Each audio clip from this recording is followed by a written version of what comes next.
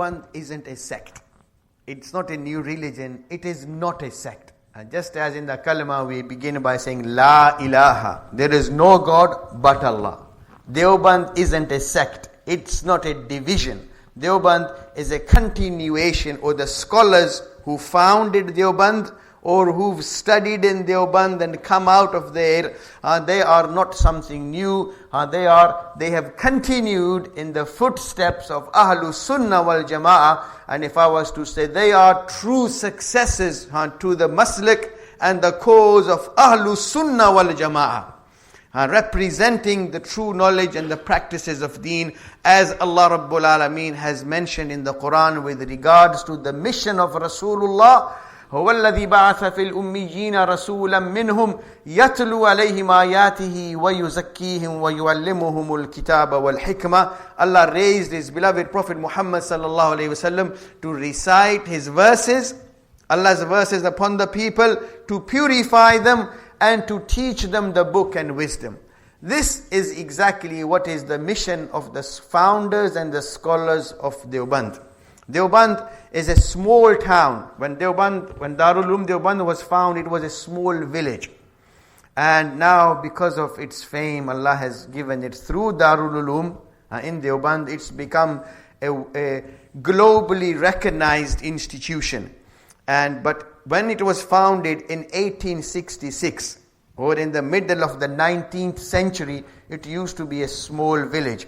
And it got its name, some people say, from the fact that in the time of Sulaiman alayhi salam, Allah had given Sulaiman alayhi salam such a kingdom Allah will never give to anyone after him, because of his dua. Rabbi habli mulkan la yanbaghi li ahadin min ba'di. Ya Allah, give me such a kingdom which you will never give to anyone after me. فَسَخَّرْنَا لَهُ الرِّيحِ تَجْرِي بِأَمْرِهِ. Allah put the winds in His service. وَالْجِنِّ يَعْمَلُونَ لَهُ مَا يَشَاءُ مِن مَحَارِيبِ. Jinns were in His service. Allah taught him the language of the birds and the animals. Subhanallah. He was given such a kingdom, nobody will be given after him again. Because of his control over the jinns, some people say that Sulaiman alayhi salam imprisoned a jinn in that area, hence it became known as Deo. Deo is a word in Persian meaning jinn, and Deoband, a place where jinns were tied. Some people say that it's from the word Devi, because India has historically been a land of Hindus. The Hindus have lived there for centuries, and Hindus worship different idols. And in Indian language, the word for an idol or Hindu god is Devi. Because there were excessive worship of idols there, hence it became known as Deoband. So whatever the reason might have been, it was a small village historically, and in a province in India. Just as in England we have cities and counties, in India there are provinces or states. There are many states in India, and one of the prominent states is called UP, Uttar Pradesh. And in there is a district which is known as Doaba, where Nanota, Saharanpur, Deoband, Thana Bhavan, and these are places where many centuries earlier, descendants of Sahaba, some descendants of Abu Bakr, some descendants of Hazrat Umar, some descendants of Hazrat Usman, some descendant of Hazrat Ali, many centuries earlier had come and settled. Maulana Qasim Nanotwi rahmatullah alayhi, who was the actual founder of Darul Uloom Deoband, he was from of the descendants of Qasim bin Muhammad bin Abi Bakr. Abu Bakr radiallahu anhu had 3 sons, Abdullah, Abdul Rahman and Muhammad. And Muhammad had a son, his name was Qasim. He was one of the grand fuqaha of Madina. And from his descendants, some people came and settled in Nanota, which used to be a small village in UP. Maulana Qasim Nanotwi rahmahullah was from Nanota. In Thana Bhawan, there were some descendants of Umar radiallahu ta'ala. Maulana Ashraf Ali Thanvi, who was one of the later grand scholars of the Indian subcontinent, a graduate of Darul Uloom Deoband, he was from the descendants of Umar radiallahu anhu. And people like Maulana Shabir Ahmad Usmani, his father's name was Maulana Fazlur Rahman, and he was one of the founders of Darul Uloom Deoband as well. They were from the descendants of Hazrat Usman. There were others, and they were descendants of Hazrat Ali radiallahu ta'ala anhu.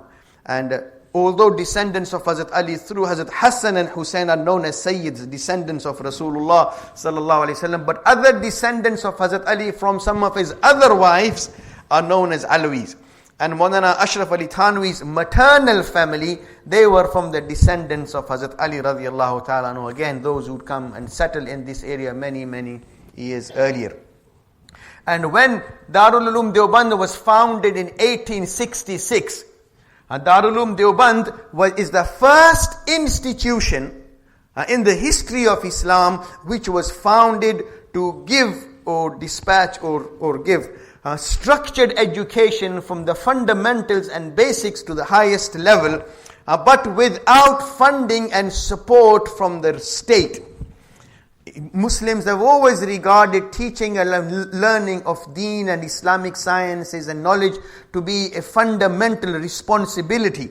Whoever had knowledge, even from the time of Rasulullah sallallahu alaihi wasallam, they would hold circles. Even in the time of Rasulullah sallallahu alaihi wasallam, there were a group of companions who were given this permission to pass fatwa in the time of Rasulullah. And Imam Ahmad bin Hanbal rahimahullah in his compilation has given the list of 14 such Sahaba. Among them the Khulafa Rashidun, the Ashra Mubashra and others like Abdullah ibn Mas'ud, Abu Darda radiallahu anhu, Muaz ibn Jabal and the likes of such people. In the time of Rasulullah, they were given permission to give fatwa. And after the Prophet passed away, Sahaba went far and wide, and wherever they went, they established circles and people would come and learn deen from them.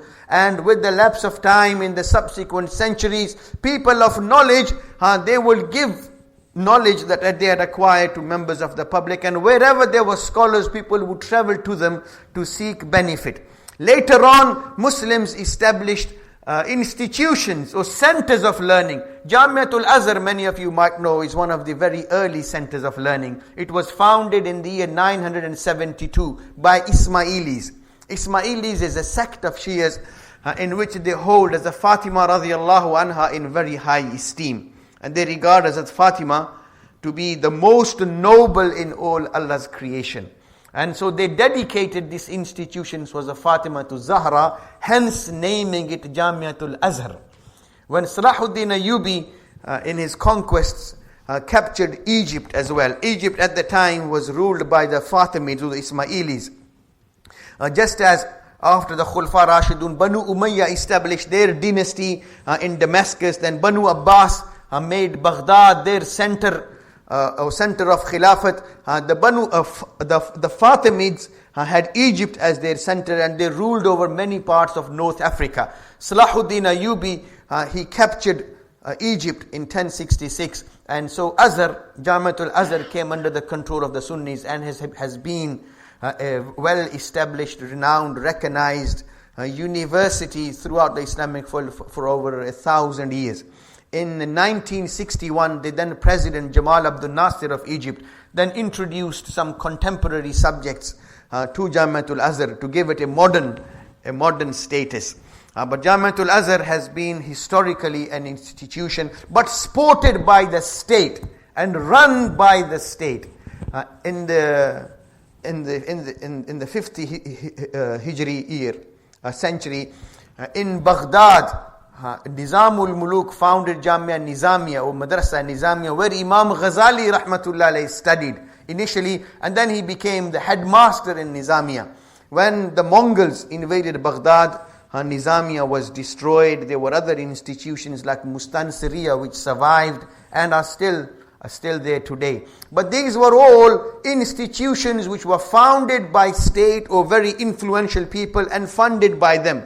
Darul Uloom Deoband, however, was the first institution which provided structured education from the basics right up through fiqh and tafsir and hadith, but was not funded by any state or nawab or a lord or a rais. It was founded by public donations, and it is run to this day along with many other institutions with public support. And you think that, well, that's easy, and this is how all institutions are run nowadays. But that wasn't the case back until 1866. Until then, people couldn't imagine that even through this means it's possible to establish an institution and run it along with that. And when there is a general trend in something, then it's easy. But to break a trend and establish a new practice and to set new standards, that's very difficult. And especially those who've read history, and if I take you back to the background, how Darul Uloom Deoband was actually brought about and came into existence. We are now living in England or in the UK or Great Britain, and it's a small island as you people are aware. But historically, the British have had the good fortune of ruling over many parts of the world, and they established what was known as the British Empire. And back until the late 17th century, the British had not set foot in India. They went out far and wide to establish trade routes and trade links, and there was a company called East India Company. Many of those who've come from India, Pakistan, read history, they would be familiar with this name. They established East India Company to establish trade routes and links in different parts of the world. They landed in India, and India had been a center of Muslim rule for many, many centuries. Muslims had lived amicably with Hindus in harmony for many, many hundreds of years, but Muslims had been the rulers for many hundreds of years.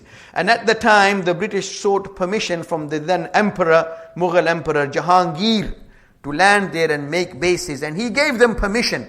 And slowly they established trade centers, and then established army bases, and then in the shadow of the crumbling Mughal Empire, then they set about spreading their wings, and towards the end of the 18th century, they had taken total control of the whole of India. In the northwest, in Punjab, Punjab is divided now into two parts: Eastern Punjab, which is in India, and Western Punjab, which is in Pakistan. Lahore, Islamabad, and these areas, Multan, Sahiwal, these are all parts of the Punjab, which is in Pakistan. In India, Amritsar and Gurdaspur, and these places were in India, Punjab. The Sikhs had established a land or their rule in the whole of Punjab. And as a result, the Muslims had lost their power. The Christians landed, and the British rather, they landed in India, took total control of the whole of India except Punjab by the end of the 18th century. And Muslims realized what had happened to them. And people like Sayyid Ahmad Shaheed Rahmatullah alayhi was a very saintly man and a very grand scholar and a saintly man, along with Shah Ismail Shaheed, set about, as it were, trying to establish an Islamic state, and they thought it would be easy to fight the Sikhs in the northwest and defeat them than to take on the might of the British Empire. So they started in a remote place in the northwest near Mansehra, and they tried to establish an Islamic state. They tried their best, but in Allah's wisdom, and they lost, and the whole Muslim army was martyred, along with Sayyid Ahmad Shaheed Rahmatullah alayhi, Shah Ismail Shaheed Rahmatullah alayhi. And their dream, it faltered away. And the British then, by the mid-19th century, had taken total control right from Bengal up to Afghanistan and Karachi and Delhi and Madras, right up to Peshawar. All this came in the British control. They established missionary colleges, Bible societies, mission hospitals, and other things to spread and establish Christianity throughout India. And when the then Archbishop of Canterbury, in the Christian world there are two main divisions, like in the Muslim Sunnis and Shias.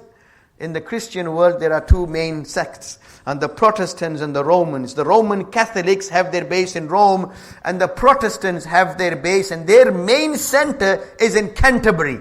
And their Imam, as it were, or their leader, the Church of England or Protestants, is known as the Archbishop of Canterbury. And presently he is Dr. Rowan Williams.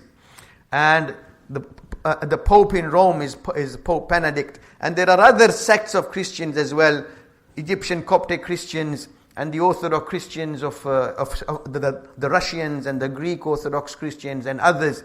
But the Catholics and Protestants are the two main divisions.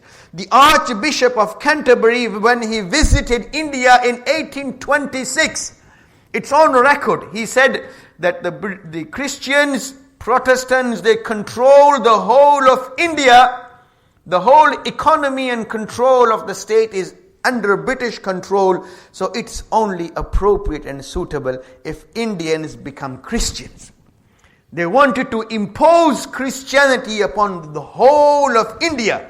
Hence they set about forming Bible societies, missionary colleges, mission hospitals, and so on. And they sent highly trained missionaries to spread Christianity and to convert Muslims into Christians. And these Christian priests, they would travel the length and the breadth of India, challenging Muslims, insulting Islam and Rasulullah openly. And not just Islam and Muslims, even Hindus and Sikhs, they felt that their future was very dark, and they felt that they will not be able to survive. Because all economy was controlled by the British, and only the people who gained education in these missionary colleges and schools, they were offered jobs and on a national level, or all the national and government jobs. There were no other jobs or factories. The British then built the factories and the whole infrastructure which now is in place in India, but all was controlled by the British. So all official jobs were given to those who had come out and graduated and had been educated through this missionary system. So although they appeared to be Indians, but they thought like British. And their sympathies and their aspirations were like the British. And this is what they set about. And in the parliament here in London, in the middle of the 18th century, some of the leaders, they said, our aim is to create a generation of Indians who look Indians but think and feel like Christians and British. So in light of such circumstances, when the Hindus and the Muslims and the Sikhs, they saw that their future was under threat and their identity was under threat, then 1857, many people got together on different levels, and the Muslims got together as well under the command and leadership of Haji Imdadullah, who then later on became known as Haji Imdadullah Muhajir Makki rahimahullah. He was a very saintly man, and he was almost 39 years old. He was born in 1818, and by 1857, you can imagine he was 39 years old. But by the time, he was recognized throughout India as a very saintly and spiritual personality. Along with other people, his right and left hand men like Maulana Qasim Nanotwi rahimahullah, he was the general. Haji Imdadullah was the Amir. Maulana Rashid Ahmad Gangohi rahimahullah, he was the Qadi, and they started their struggle for independence from Thana Bhawan, which was later where Maulana Ashraf Ali Thanwi rahmatullah was, he made his base. But they started from there with very humble resources, and they spread their wings and until they reached Shamli, where there was a very severe battle and they lost. The uprising was crushed, and the people who had taken an active part in this uprising, which is referred by Muslims as jihad and by Western historians as a rebellion, and Muslims see it as a struggle for independence, others they see it as a betrayal and a rebellion, depends how you look at it. Some rebels are heroes in the eyes of others, while in the eyes of others they are rebels. So these were grand scholars, Allahu Akbar, they tried to do their bit in order to safeguard the future and the iman of the Muslims. But when it was, the uprising was crushed, people who had taken an active part, they were put on the wanted list. Warrants were issued for their arrest with the promise of a substantial reward. Haji Imdadullah Muhajir Makki rahimahullah had to go in hiding and decided to flee from India in secret and to come to Makkatul Mukarramah. Allah put in his heart, because Allah wanted to take work and benefit from Maulana Imdadullah Muhajir Makki rahimahullah, where he would be able to influence and benefit Muslims from all over the world, because people come to Makkah from all over the world. In India, only the people of India would have benefited from him.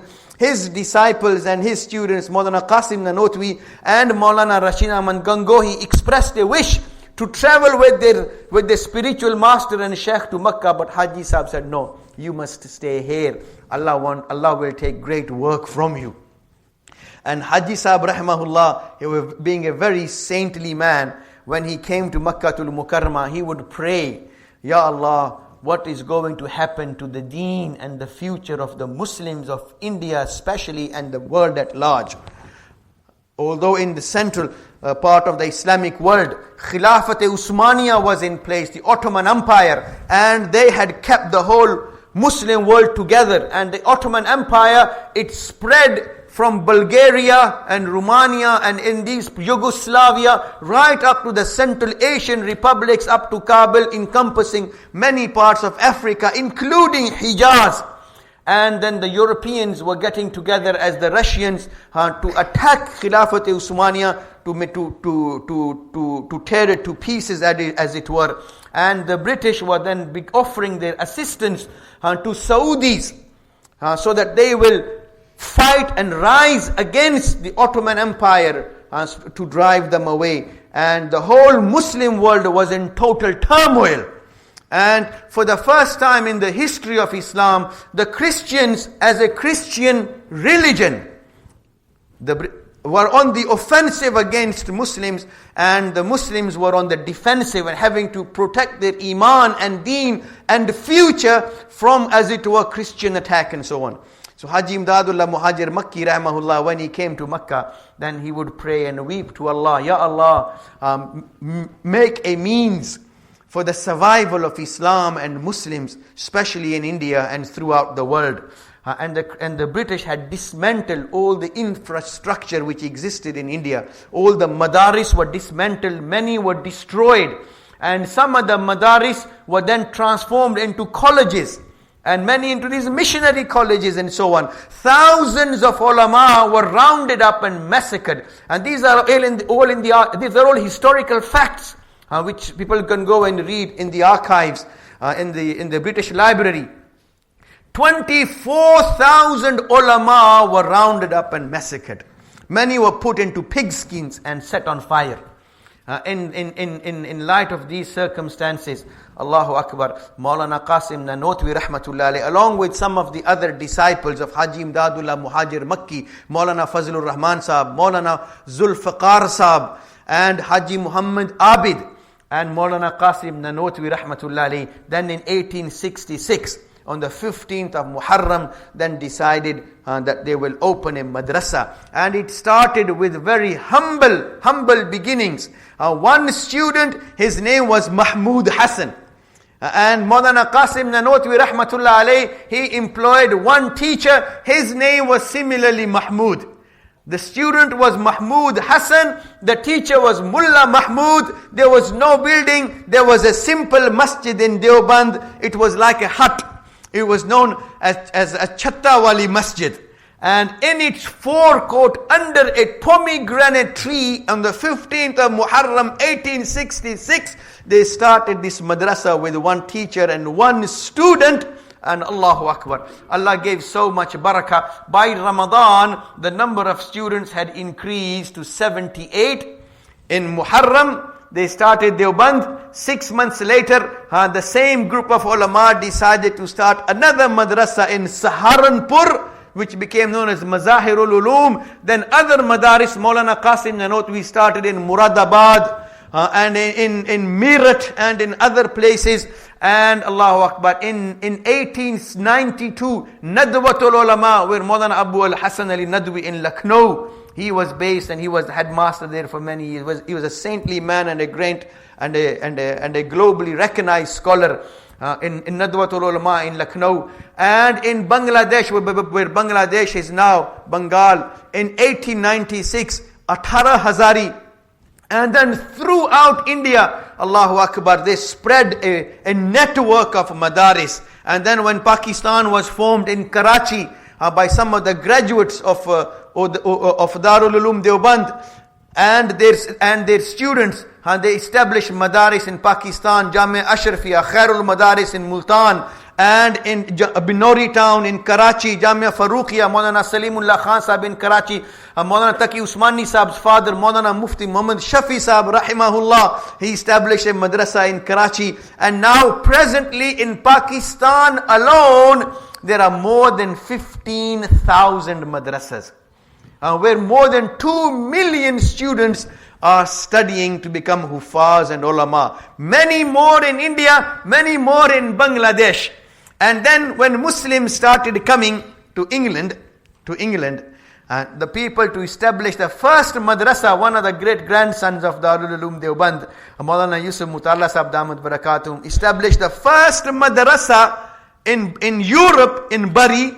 And then other madaris came about in Dewsbury and Nottingham and Sheffield and others. Then some of the graduates of Darul Uloom Bury, like Maulana Salim Dhurat Sahib, established a madrasa in Leicester, the other Darul Uloom in Leicester as well, on Loughborough Road, and other madaris. And then some of the graduates were the disciples of Ulama Deoband and their students in America, Darul Uloom Buffalo by Maulana Dr. Ismail Sahib, one of the khulafas of Maulana Zakaria Rahmatullah alayhi, Darul Uloom New York, Darul Uloom Canada, and the brother of Maulana Yusuf Mutalla Sahib Damat Barakatuh, Maulana Abdul Rahim Sahib, he established a madrasa in Zambia and in South Africa. These are all network of madaris at a global level established by sons of Darul Uloom Deoband. And it might interest you to know, one of the oldest living surviving institution in Makkatul Mukarramah was established by its ulama of Deoband. It's Madrasa Soltia, established in the 1880s by Maulana Rahmatullah Kiranwi, supported by Haji Imdadullah Muhajir Makki Rahmahullah. At the time, Khilafat Usmaniya was in place, and the Khalifa in Istanbul, he called Maulana Rahmatullah Kiranwi to Istanbul and offered to provide all the expenses for the running of the madrasa. But Maulana Rahmatullah Kiranwi refused. He said, the Khilafat is already doing grand work in all parts of the world. This is an honor for the Muslims of India, because this madrasa was established with their assistance and cooperation and is being funded and run by the ulama there. So we would like you to allow this honor to remain with the Muslims of India, so that they can carry on benefiting from this. So one of the oldest institutions in Makkah Mukarramah to this day was an institution founded by the scholars of Deoband. And then one of the scholars of the famous scholars of Deoband was a grand scholar by the name of Maulana Hussain Ahmad Madani. Many of you probably might have heard the name. His elder brother Sayyid Ahmad Madani Rahmahullah in 1922 founded the only madrasa in Madinatul Munawwara in 1922, and it was known as Madrasa Shar'iyya. And Allahu Akbar, and it remained until about the 1980s, when the present extension of Masjid al-Nabawi took place. Madrasa Shar'iyya came within the boundaries where they wanted to extend it. In the early 1980s, alhamdulillah, when I visited Madina Munawwara, I had the good fortune to visit Madrasa Shar'iyya. It was known as Jami Uloom Sharia, where Maulana Zakaria Rahmahullah, while he would be in Medina, he would spend a lot of his time there, and I visited the Shaykh there. Allahu Akbar. And for almost 60 years, this was the main madrasa there. Allahu Akbar. And it was founded and run by the ulama of Deoband. And even now in England, in most of the masajid, you find the teachers and the imams are the product of Darul Uloom Deoband. And the imam, being an imam, is no ordinary affair. Leading prayers, you might think any Hafiz Sahib, Maulana Sahib can do it, but this is such a sunnah. As long as the Prophet ﷺ remained alive. While the Prophet was alive, he would teach people, but other people also taught newcomers to Medina about deen, how to pray and others. But as long as the Prophet was alive, in his presence, nobody else ever led any salat. The Prophet himself personally led people in salat throughout his life. It was only once the Prophet was on a journey, he went to relieve himself, and it was Fajr Salat was getting delayed. The sun was almost to rise. And then Sahaba appointed Abdurrahman ibn Auf radiallahu anhu in this journey to lead people in Salah. And when the Prophet returned, he joined with the people and prayed behind Abdurrahman ibn Auf radiallahu anhu. But never, with the Prophet being present himself, did he make anyone step in front of him to lead people in Salah. It was only in his farewell, in his last illness, when he personally could not lead people in Salah, that he appointed Abu Bakr radiallahu anhu to lead people in Salat in 17 prayers. While the Prophet sallallahu alaihi wasallam was severely ill and he could not come forward. And Allahu Akbar, throughout Europe and America, and especially in the UK, in most masajid you will find the ulama who Allah has favored and chosen to serve the communities and the sons and the grandsons of Darul Uloom Deoband. And throughout the history of Islam, there were many grand scholars who would, mashallah, teach, and their families as well. But there was never in the history of Islam any institution for females, for girls, where they studied and were given structured education in Islamic sciences. The ulama of Deoband were the first people to pioneer Islamic structured education from fundamentals to the top for girls as well. Establishing madaris for girls. Initially throughout India, Pakistan, Bangladesh, and then in this country as well. In mashallah, Maulana Mutala Sahab again, Damat Barakatum, under his guidance, Jama Imam Zakaria was established in Bradford, in Lancaster, and now in other places as well, mashallah, through daytime schools throughout the country and throughout the world, mashallah. Structured Islamic education in the fundamentals to hadith and tafsir, leading up to Dawrah, leading up to a complete study of the six authentic books pioneered by the ulama of Deoband in this time and age. And presently in this world, the way the Madrasa Nizami works and Darse Nizami works, mashallah, initially they teach grammar, Arabic, Sarf and Nahaw, then fiqh, then tafsir, and then with all fundamental knowledges in place, the final year is dedicated to the teaching of hadith of the Sahih Sitta, Bukhari, Muslim, Tirmizi, Nisai, Abu Dawud, Ibn Majah, and all these 6 books, along with Mishkat and Tahawi and Muwatta Imam Malik and others, mashallah. But hadith in the final year, and in this time and age, presently, if I was to say, tens of thousands of people are gaining this essential knowledge at any given time, leading to such qualification and achievement. I won't be wrong. And this all pioneered by the scholars and the founders of Darul Uloom Deoband. So when you see it's such a revolution which globally has benefited the ummah, and when you look at the way the Muslim countries are laid out across the world and the way the Muslim population is distributed, more than half the ummah is in these 3 countries, India, Pakistan, Bangladesh.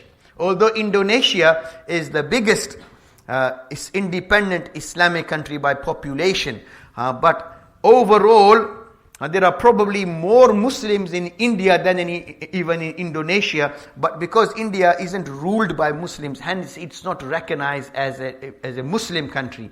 But there are more Muslims in India than any other country in the world. And coupled with Pakistan and Bangladesh, almost half the Muslim population resides in these 3 countries.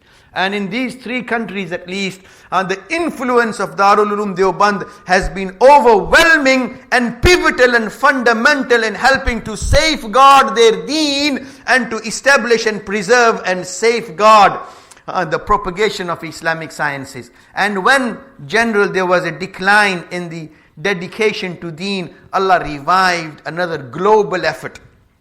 Just as Darul Uloom Deoband was successful in influencing the teaching of Islam throughout the world and throughout its history, people from Malaysia, Indonesia, Thailand, China, Africa have come and graduated from Deoband and gone back to their respective countries and established madaris based on the system there. Allahu Akbar. But practically, we find there was a global network and a practical revolution to reform the lives of Muslims at ground level in the form of Tablighi Jamaat. And brothers, believe you me, throughout the history of Islam, you will not find another similarly global revolution to bring Muslims back to deen the way Tablighi Jamaat is working from east to the west and the north and the south, from Fiji Islands, Australia, New Zealand, Japan, China, Indonesia, Malaysia, throughout Asia, Africa, America,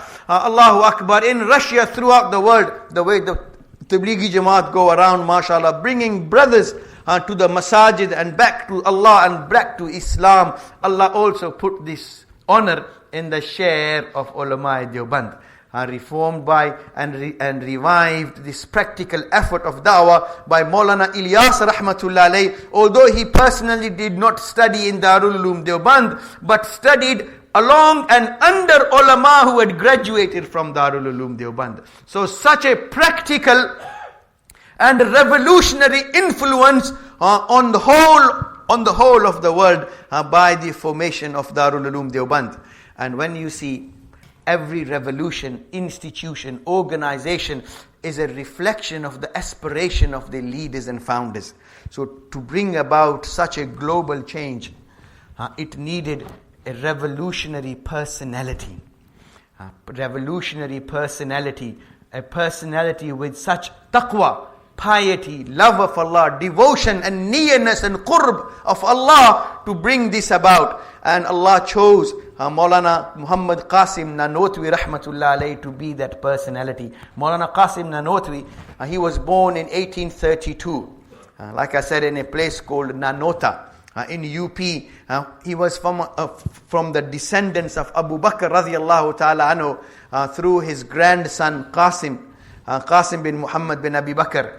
Many of his ancestors, some of his ancestors, many centuries earlier come and settle in Nanota. Maulana Qasim was born in Nanota, but when he was young, 8-9 years old, because of some family problems, he had to come and settle in Deoband. Allah had chosen Deoband to be that special place from where Allah wanted to light this lamp of knowledge which will illuminate the whole world. So Maulana came and settled in Deoband because of some family issues.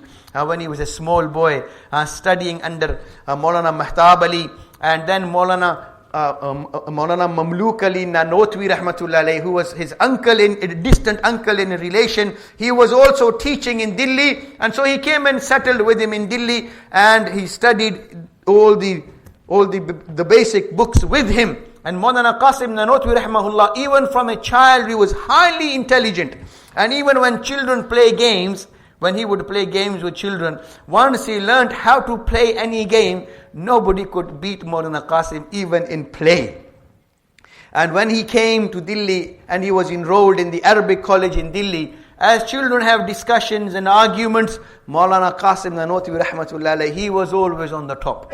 And in arguments, discussions, when Maulana Qasim would be involved in a discussion or argument, people knew you couldn't get the better of him.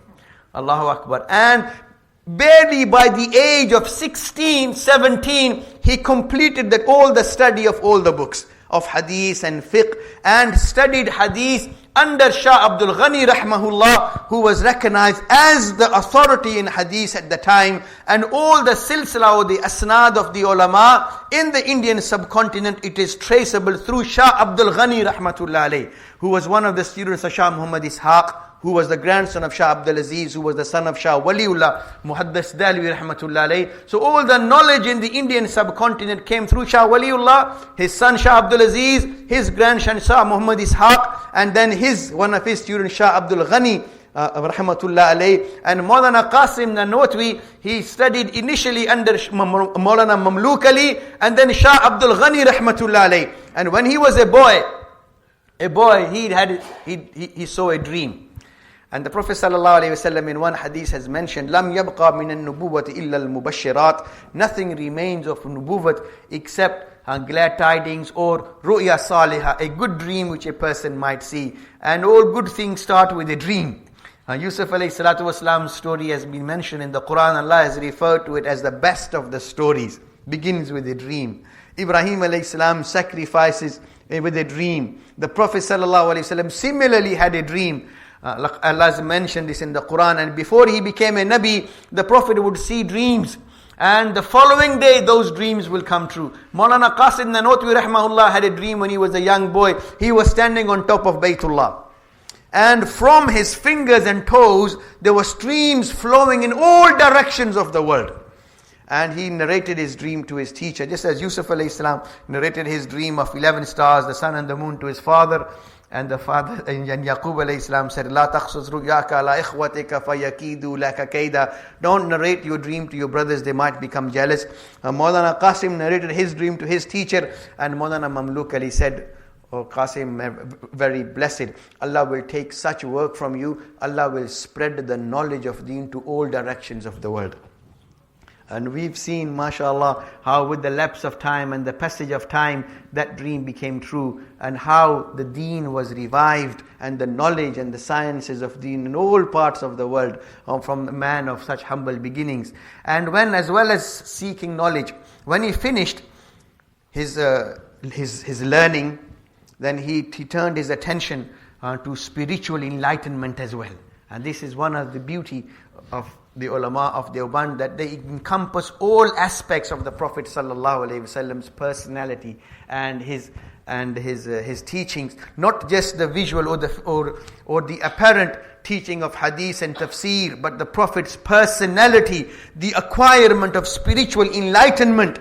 Haji Imdadullah Muhajir Makki he turned to him for spiritual guidance. And as the mashayikh, when somebody becomes their disciple, they teach him dhikr. And when people start doing dhikr, then it has an effect on a person's personality.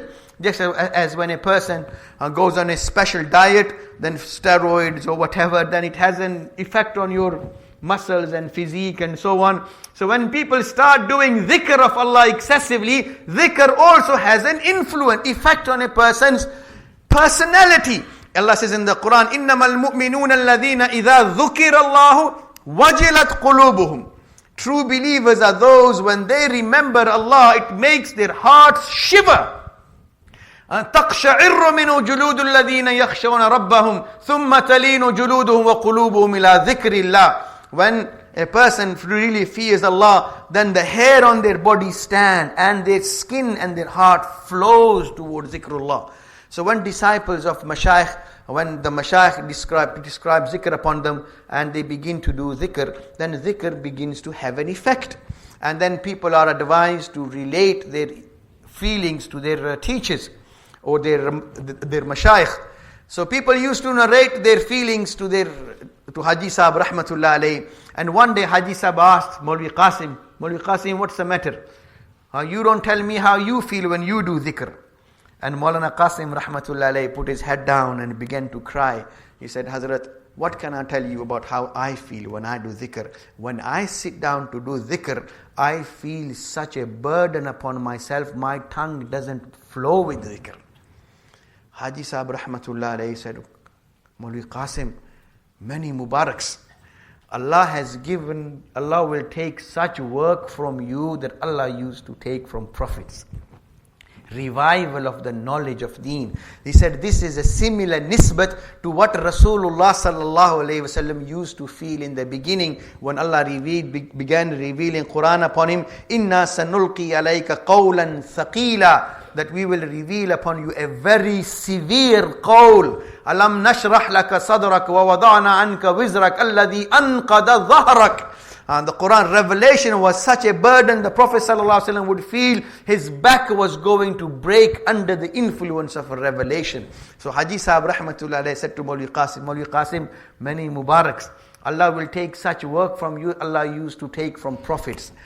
Allah has given you a special relation with his attribute of being Alim, and will shower his knowledge upon you, and then use you as a means to propagate his knowledge. Allahu Akbar. And the world so. And then Allah blessed Maulana Qasim with such knowledge. As a young man, when he finished his education, one of his teachers was a grand muhaddis of the time. His name was Maulana Ahmad Ali Saharanpuri. He was the first Sadr Mudarris of Mazahirul Uloom. Maulana had studied Bukhari, Muslim, Tirmizi, Nisai, Ibn Majah with Shah Abdul Ghani, but for some family reason he was unable to study Abu Dawood from Shah Sahab. So he turned to Maulana Ahmad Ali Saharanpuri at the time to study Abu Dawood. And Maulana then realized how gifted Maulana Qasim was. He was at the time writing a commentary on Bukhari.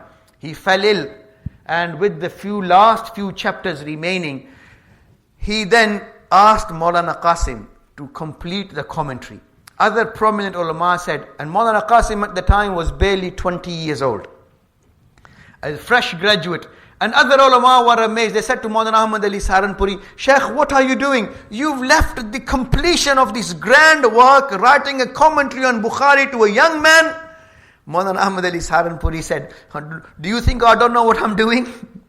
Do you think I will leave this special work to somebody who I didn't think was capable of doing? And ulama, they say, the last 6 portions of Bukhari are the most difficult, because apparently in these last 6 chapters, Imam Bukhari has tried to lay criticisms against the Hanafi fiqh. And so Maulana Ahmad Ali Saharanpuri rahmatullah alayhi wanted that someone to complete the commentary where they can argue and refute those criticisms of Imam Bukhari with solid arguments and references. And when Maulana Qasim Nanotwi, at the time, an only 20-year-old young man, completed this task, and he returned it to his teacher Maulana Ahmad Ali Saharanpuri, who then presented it to the other prominent ulama, they were amazed that a young man, barely 20 years old, he can actually do work of such caliber. And then when Darul Uloom Deoband was established, Allahu Akbar, and Maulana Mahmood Hassan, who later on became Shaykh al-Hind, he was one of the grand students of Maulana Qasim Nanotwi rahmatullah alayhi. And he would say that before going to study with Maulana Qasim Sahab, when he would look at some of the books written by Shah Waliullah Muhaddis Dehlvi, and if there was anything he couldn't understand, then he would ask Maulana Qasim. And where Shah Waliullah Muhaddis Dehlvi, and those who are familiar with these names, they will know what a grand scholar Shah Waliullah Muhaddis Dehlvi was. And when talking about any issue and discussing a particular topic, where Shah Waliullah would come to a conclusion, when Shaykh al-Hind rahimahullah would ask Maulana Qasim, he will begin his discussion from that level. So you can imagine what a grand scholar Maulana Qasim Nanotwi rahmatullah alayhi was. As well as establishing Darul Uloom Deoband at the time, like I said, the British had spread a network of missionaries, and they were going around challenging Muslims, insulting Rasulullah sallallahu alayhi wasallam. In 1876, in Shah Jahanpur, the British, they organized with the help of some local Indian landlords, it was called Mela Khuda Shanasi, a religious fete where Muslims, Hindus and Christians were invited in public debates to come and present the arguments for their deen. And Christians, they had all the official backing. They felt fearless and were going around. And other ulama, Muslims at the time, didn't have the courage to stand up to the Christian missionaries. Maulana Qasim Nanotwi rahimahullah, he wasn't a man of big build, he was a man of very slim build. And he was so humble. And he didn't even, being such a grand scholar, he didn't even used to wear clothes like scholars. You know, normally scholars wear white, topi, pagdi, whatever. And Maulana Qasim Nanotwi rahimahullah would wear colored sort of clothes so that he wouldn't stand out amongst the people. And he was so humble, he would say, if I didn't have the label of being a Maulvi or an Alim, I would have put myself so low that nobody would ever know that a man by the name of Qasim ever existed. But seeing Christians insulting Rasulullah and Islam, he felt no option but to come forward and argue. And at the time, Christian missionaries were putting all the Indians to shame, irrespective of whether they were Hindus, Christians, or Muslims. Hindus and Sikhs had no arguments logically and intellectually to present to anybody. And the only threat that the British and the Christians felt was from the Muslims. But Muslims had been put so far down, their scholars had been massacred, and and so on. So there were only a handful of scholars who could actually come forward. And Maulana Qasim, a man of small build, he wasn't very tall either. And if he was walking, nobody would know that's Maulvi Qasim. He came forward, and Allahu Akbar. Then in an open gathering where there were people from all over India, and people didn't have the courage to speak up, Maulana Qasim, Allahu Akbar, he spoke for hours on the Haq of Islam. And then, Allahu Akbar, not only did the Christian priests and missionaries have no answer, but Hindu yogis, they came to congratulate Maulana Qasim and said, Maulvi Qasim, you have saved the honor of Indians today. You have made the British and the Christians know that there are other people with knowledge. And when Maulana Qasim would speak, Hindu yogis, they would say that this man is not speaking from his mind. There's something else which is speaking from within.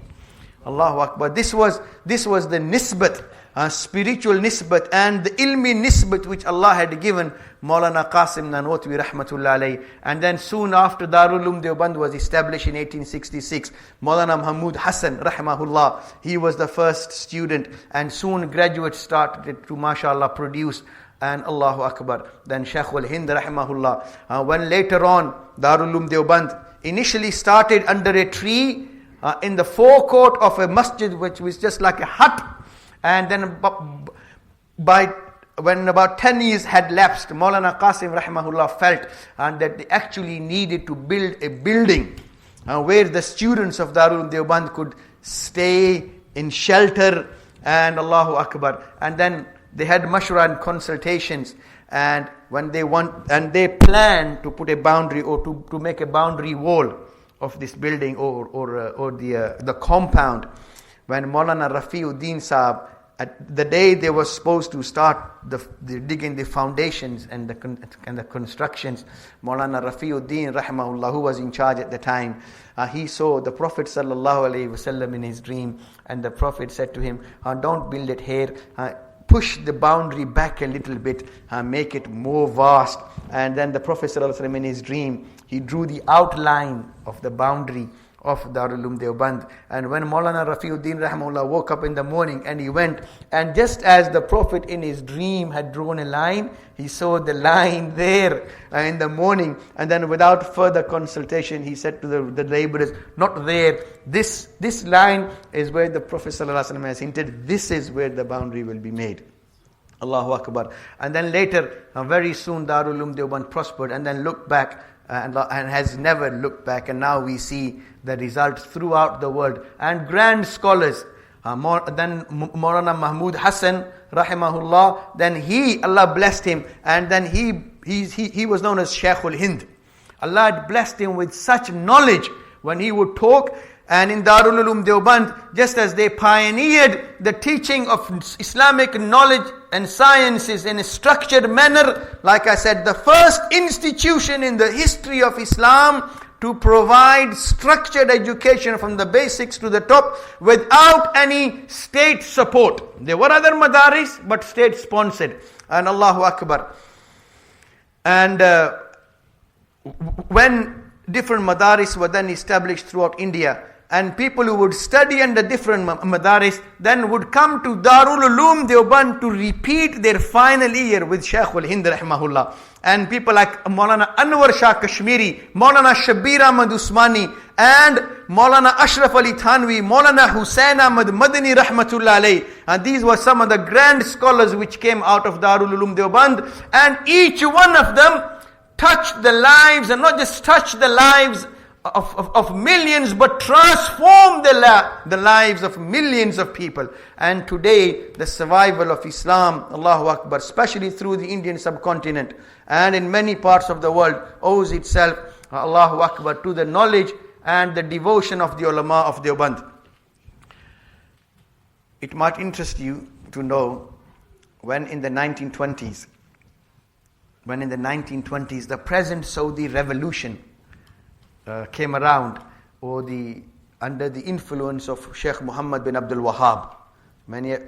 At the time, until the 1920s, Saudi, most of it was, or the whole of Saudi Arabia was part of the Ottoman Empire.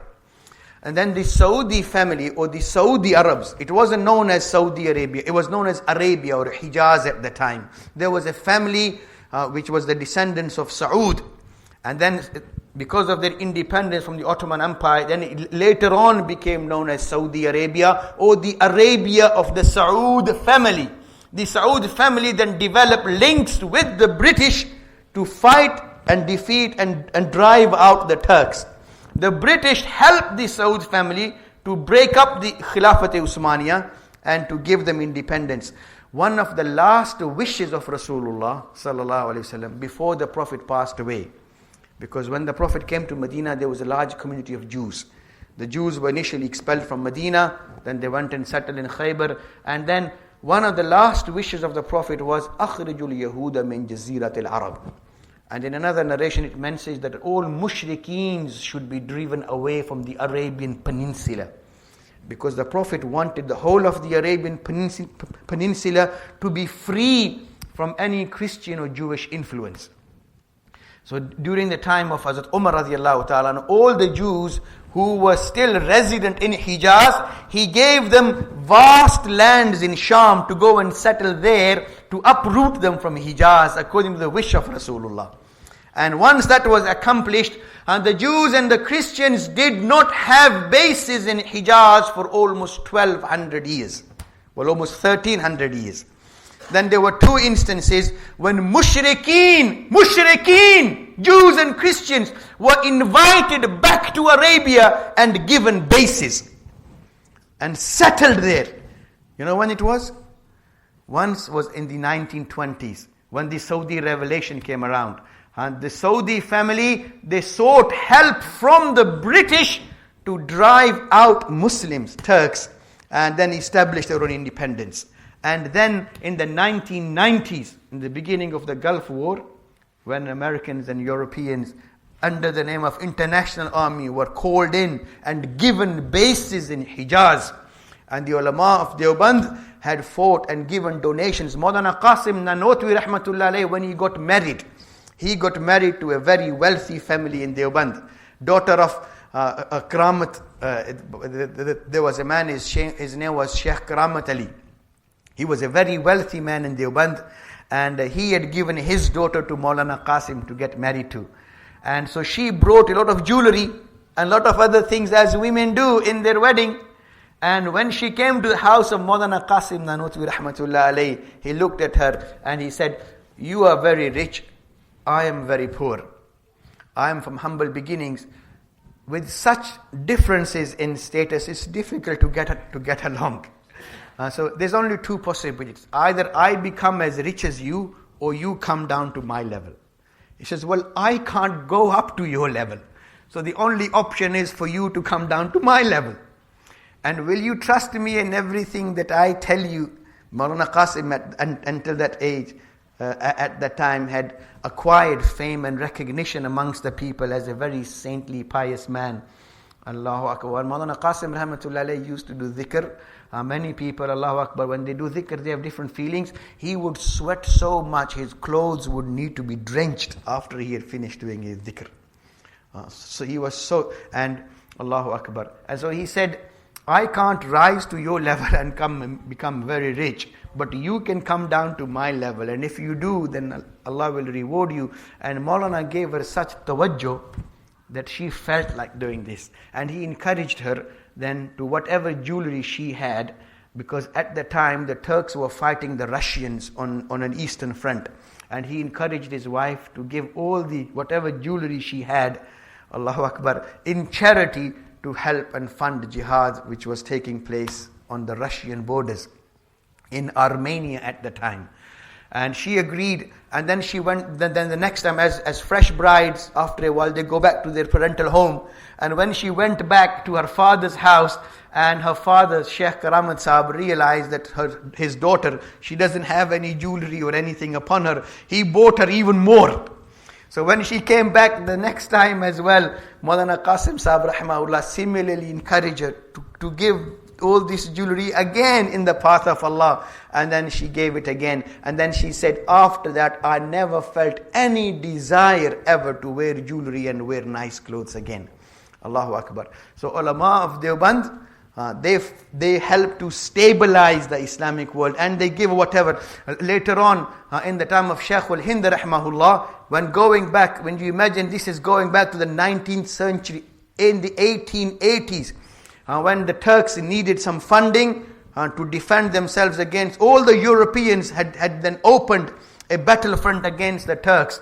And Shaykh al-Hind rahimahullah, he oversaw a national campaign to help stabilize the Khilafat Usmaniya. And in those times, collected more than 100,000 rupees.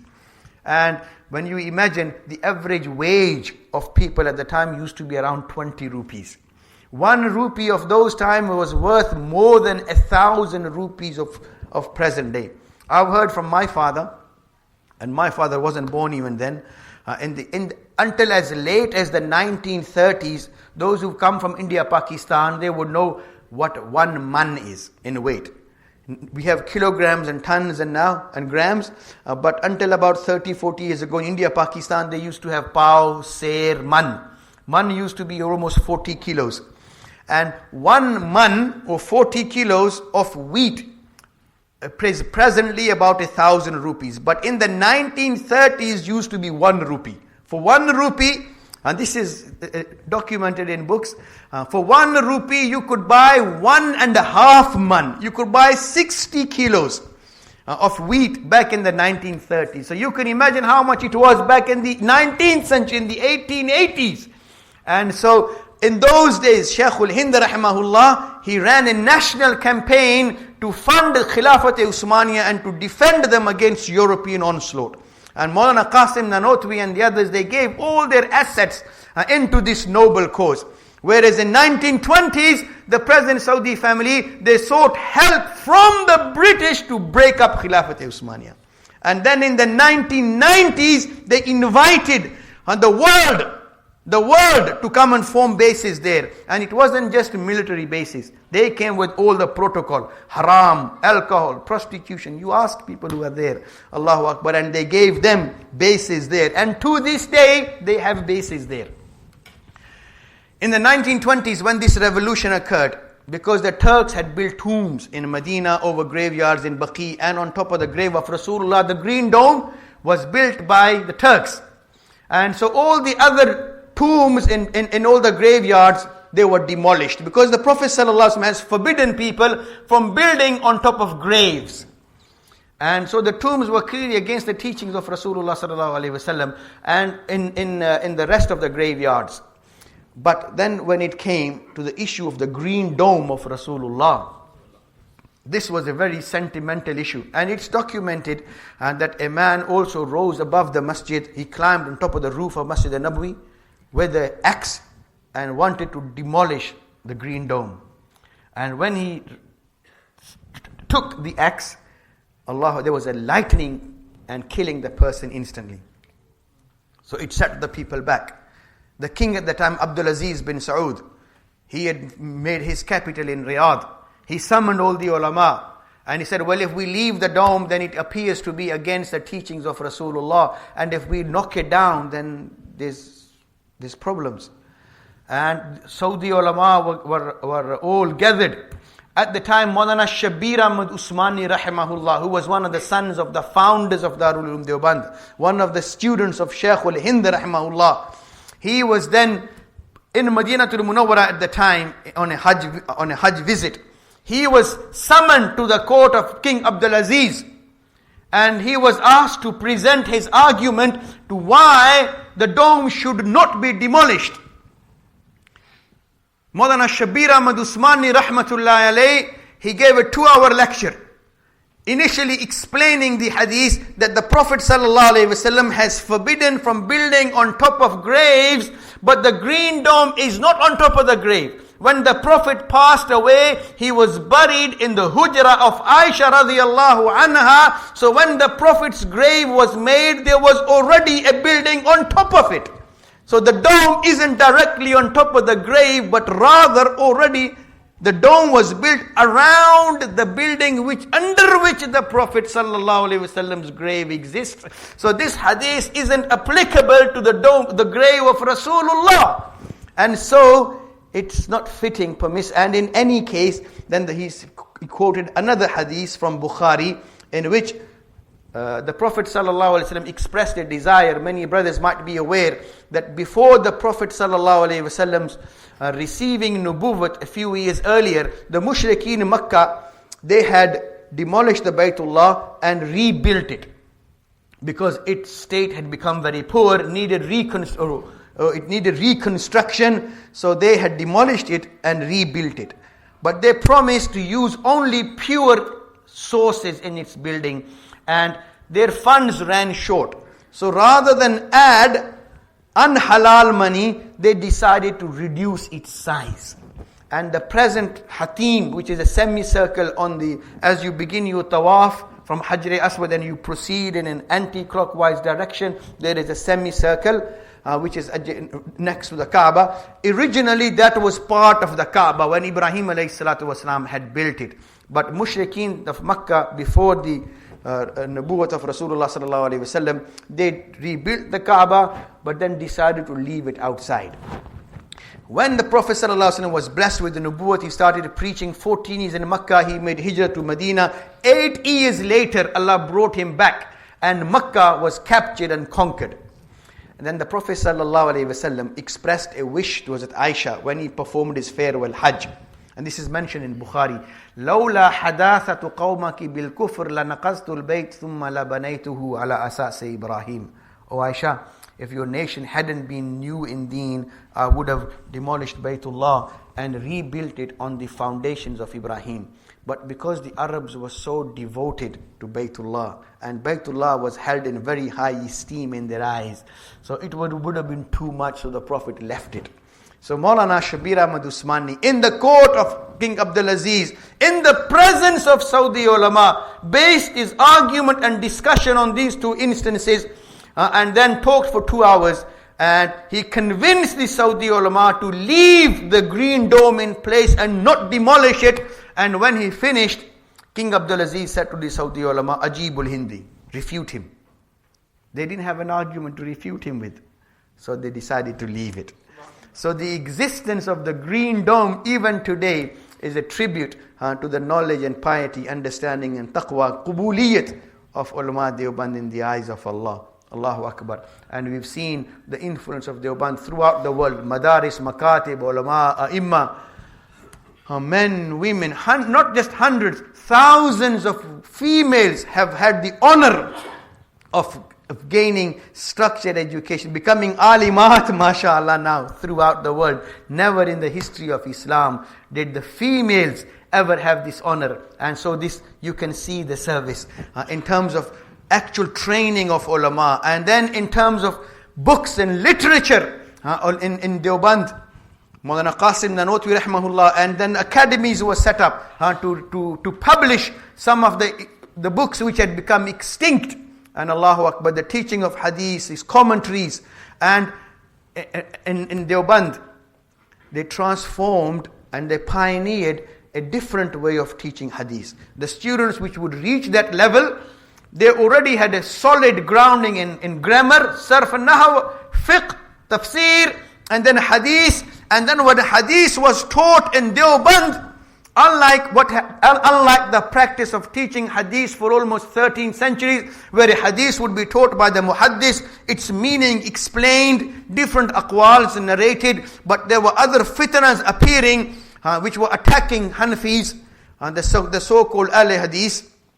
They started attacking Hanafis, that Hanafi fiqh is based on baseless just opinions and rise. There is no hadiths to support their argument. Maulana Qasim Nanotwi rahmatullah alayh then established a practice of teaching hadith, especially Tirmizi, in which hadiths were taught. Different aqwals of Sahaba and different A'imma would be given with the reverence that they deserve, and then details of the evidences of the Hanafi fiqh would be given in such a manner to establish the haqqaniyat of Hanafi fiqh as well, that it is based on sahih hadiths and authentic teachings of Rasulullah sallallahu alaihi wasallam. And this is the way that hadith is now taught, Allahu Akbar, with this proper understanding and with the reverence to other hadiths as well. Unlike many people now, when they are presented with a hadith which contradicts their opinion, daif, daif, daif. In other words, leave. We don't need these hadiths, they say. This is not the opinion of Ulama Deoband. They say every hadith deserves respect. Even this was the opinion of Imam Abu Hanifa and Imam Ahmad bin Hanbal rahimahullah, that even a da'if hadith is better than no hadith and better than one's own opinion. So, although there might be other hadiths, even sahih or da'if, which could be matruk or mansukh, or which were later superseded by, but they still deserve the respect of being hadith, and not to be just condemned and rejected as many youngsters nowadays. When you present them with a hadith which doesn't stand up to their interpretation, they, oh brother, daif. I used to be in one masjid, one brother, he picked up Fazal I said, burn this book. Astaghfirullah. Brother, this contains stories of Rasulullah and sahih hadiths, and brother, this is full of fabricated da'if hadiths and baseless stories. But what about the other? Is Maulana Zakaria rahmatullah alayhi the only man in history of Islam to present da'if hadiths in his work? Imam Bukhari rahimahullah has written other works other than Sahih Bukhari, in which he's acknowledged, accepted, presented hadiths which are not Sahih da'if. And people of knowledge know, in Tarikh Kabir, in Adab al-Mufrid, he's presented hadiths which are regarded as da'if.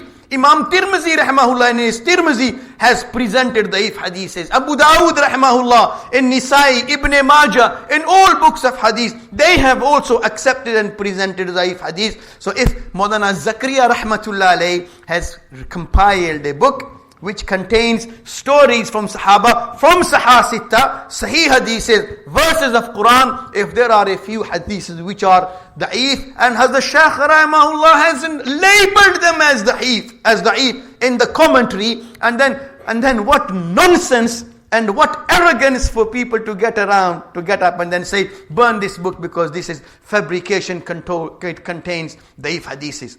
From the 2nd century of Islam, people have been teaching, presenting. Who is telling you to base your aqidah on da'if hadiths? No, they are for encouragement. And all grand muhaddisun, even Imam Bukhari, rahimahullah, has accepted and presented da'if hadiths in their works. So if the Shaykh al-Hadith has done the same, so what big deal? And Allahu Akbar, Allah has given again Fazal Amal, such acceptance. After the Quran, brothers, believe you me, if I was to say, it is the most widely read book in the whole world, I wouldn't be wrong. Qubuliyat Allah has presented to Fazal Amal based on the taqwa, piety and goodness of these grand scholars, and how much acceptance Qubuliyat Ulama Deoband had. One Maulana Qasim Nanotwi rahimahullah, Allahu Akbar, he had so much love for Rasulullah. The most we do when we hear the name of Rasulullah, we say Sallallahu Alaihi Wasallam. We should all say, whenever we hear the name of Rasulullah, we should say Sallallahu Alaihi Wasallam. But when Maulana Qasim rahimahullah, when he would hear the Prophet's name, his body would begin to shiver. He would begin to shiver. When we go, mashallah, nowadays, people go to Hajj and Umrah, mashallah, they want to stay in the Zamzam, in the Hilton and Darul Taqwa, and others, mashallah, have nice time. Maulana Qasim Nanotwi rahimahullah, when he went to Madina, when he saw the minarets at the time and the dome of Rasulullah from the distance, he took off his shoes. And the whole time that he stayed in Medina, he didn't wear shoes. And he didn't mount a ride. And he said, how can I mount a ride in the city of Rasulullah? How can I walk in these streets with my shoes where Rasulullah used to walk? Allah, this was the love that he had. And shortly, Maulana rahimahullah, when he passed away in 1879, the day he passed away, 2 days before he died on a Thursday after Zohar. Until Tuesday Zohar, he was managing to pray his salats. And Tuesday after Zohar, he became unconscious and remained unconsciousness for almost 2 days.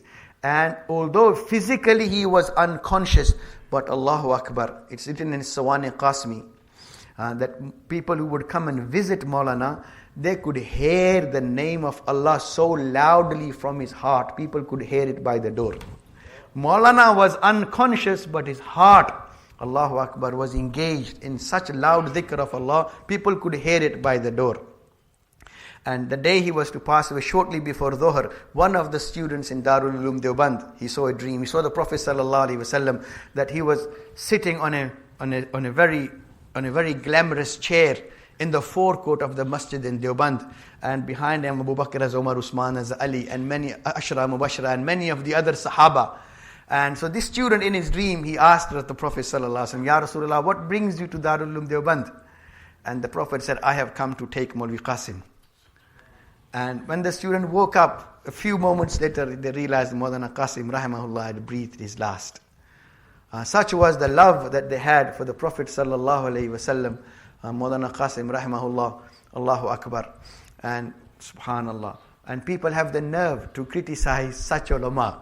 Maulana Rashid Ahmad Gangohi rahimahullah and others. And they misquote their works. And their Maulana Qasim Nanotwi, Maulana Rashid Ahmad Gangohi, and Maulana Haji Imdadullah Muhajir Makki rahimahullah, who was the saintly man at the time.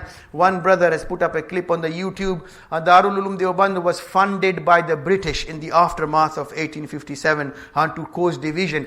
Darul Uloom Deoband was founded by the people who would wage jihad against the British. So how can they fund the formation of Darul Uloom Deoband? And later on, sons of Darul Uloom Deoband, Maulana Hussain Ahmad Madani rahimahullah, as well as teaching hadith and fiqh and tafsir in Darul Uloom Deoband, Maulana Hussain Ahmad Madani rahimahullah, he taught hadith near the grave of Rasulullah for almost 18 years. When he was teaching hadith in Masjid al-Nabawi near the grave of Rasulullah, many of the Arab ulama would sit in his circle. It's well documented in his biography. Allahu Akbar. And then Maulana rahimahullah, when he returned after his after his teacher Shaykh al-Hind rahimahullah was arrested, and then he came back to settle in India in the 1920s and lead a political revolution to help the Muslims gain independence. Because these ulama, they were aware. It says in hadith, "An-nasu ala dini mulukihim." People are on the deen of their rulers. They were aware that without political involvement and participation in the political front, you can't safeguard the deen of the masses. Maulana Thanwi rahimahullah, Maulana Shaykh al-Hind rahimahullah, Maulana Hussain Ahmad Madani, after they were successfully able to preserve the future of Islam and its sciences, then turned their attention to the political struggle as well. Hazrat Shaykh al-Hind rahimahullah, for his support of Khilafat Usmaniya, was arrested when he was in Hajj in Makkatul Mukarramah, sent to prison in Malta. And when he was being arrested and being sent to prison, Maulana Hussain Ahmad Madani's father had migrated from Makkah, from India, and come and settle in Madina. So Maulana Hussain Ahmad Madani was a citizen of the Turkish Empire, of the Ottoman Empire. And so he wasn't under no threat. But Maulana, seeing that his teacher was arrested and being sent to prison, Maulana volunteered to be sent into prison so that he can serve his Shaykh in prison. He spent 3 years with them in prison, unnecessary in Malta, but took such care of his Shaykh rahimahullah. It is stated when in the winter months they were in prison in Malta and used to be minus many degrees, as the Shaykh al-Hind rahimahullah developed TB and he developed pneumonia. And in the shivering cold, when he would have to get up at night for tahajjud or fajr, Maulana Hussain Ahmad Madani rahimahullah would hold a bottle of water to his abdomen, so that by the morning it would become warm enough for the Shaykh to make wudu. Such service, such love, such respect for the teachers, and Allah blessed him. And then Maulana Hussain Ahmad Madani rahimahullah continued the legacy of Shaykh al-Hind rahimahullah. And Shaykh al-Hind then said once, although now many grand scholars like Hazrat Maulana Shabir Ahmad Usmani, Maulana Anwar Shah Kashmiri, Ashraf Ali Thanwi and their likes had been trained and they were doing grand work, one day Hazrat Shaykh al-Hind rahimahullah addressed the ulama and he said to them, those who think that teaching and learning is sufficient, let this thought be Mubarak for them. But for me, he said, Darul Uloom Deoband was established in my presence. And I have served our Ustad Muhtaram Maulana Qasim. Maulana Qasim's dream and vision wasn't just to teach hadith and tafsir and fiqh. He wanted for this Darul Uloom to become a means of compensation for what happened in 1857. In other words, for Muslims to engage in a political struggle so that Muslims can have independence and a say in the running of the society. And Maulana Hussain Ahmad Madani rahimahullah, then he returned in the 1920s to India and then took a lead and active role in the struggle for independence. At the time, the British were recruiting Muslims to join the British Indian Army and the British police. And brothers are aware, if you're in the army or the police, sometimes because the phase that the Muslims and the people of India were going through with demonstrations and revolts and campaigns throughout India spreading, the police and the army could be required to come and shoot at the masses any time and people would be killed.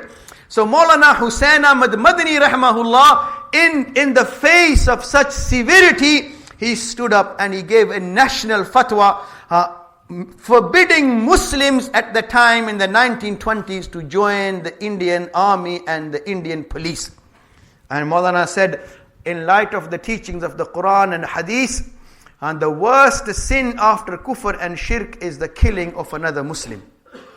And he said it's haram, haram, haram for a Muslim in that state to join the British Indian Army and the police, whereby he might be put in a situation where he might be required to fire at and then kill another Muslim. For his fatwa, he was arrested. He was put in the court. And the judge asked him, Maulana, did you really give this fatwa? Maulana didn't shiver and tremble. And Maulana, in front of the British judge, he then said, I've given it in the past, I give it now, and I will carry on giving it till my last breath, that it is haram, haram, haram to join the British Indian Army and the police. There was another famous activist, a pious scholar, Maulana Muhammad Ali Johar rahimahullah. And those who've read the Indian history, they would know. He then said, he was also in the court at the time. He left his position and he came and kissed Maulana Hussain Ahmad Madani on the forehead. And he said, Maulana, you have saved the honor of the Muslims of India today. And then later on, in 1947, Allahu Akbar, this struggle brought fruit. And Maulana Hussain Ahmad Madani, he was of the opinion, he initially sided by the Muslim League to awaken the Muslims to struggle for a separate land in the Indian subcontinent, independent from Hindus and a separate state. But when he realized that the leadership of the Muslim League were not sincere in their promises, then Maulana broke away. And Maulana, he thought it better for the future of the Muslims of the whole Indian subcontinent to be united in one country, and he thought and he felt that the future of Muslims will be brighter in India, in a united India. Because he felt that the leadership of the Muslims wasn't sincere and wasn't dedicated to fulfill the pledges and the promises which they were making. Plus Maulana was blessed by such wisdom by Allah, his piety and taqwa. Maulana Ilyas rahmatullah alayhi, most of you probably heard his name, who was the reformer of Tablighi Jamaat. Once he said, it's written in Hazrat Madani ki Hayrat Angez Waqiyat. Hazrat Madani rahmatullah alayhi was such a saintly man. His karamats have been compiled in a thick book. Many aspects of his life was so wonderful and miraculous, so saintly. People would come to him to make dua for them, and when they would go home, terminally ill people to which there were no apparent solutions, they would go home and they would find that the loved ones have been cured by Allah. Many, many such instances. People would come and ask the Shaykh for dua, and Allahu Akbar, when they would go, they would find that Allah has solved their problems because of the dua and the barakah of the Shaykh.